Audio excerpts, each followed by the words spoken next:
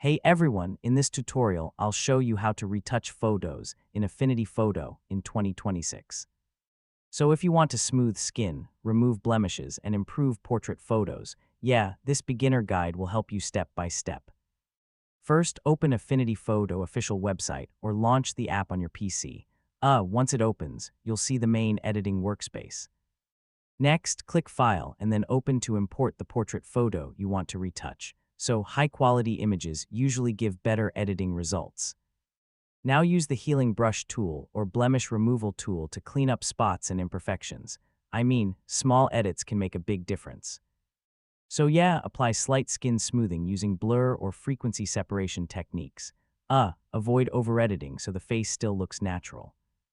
Next, improve the lighting and colors using brightness, contrast, and saturation adjustments. This helps make the portrait look more vibrant.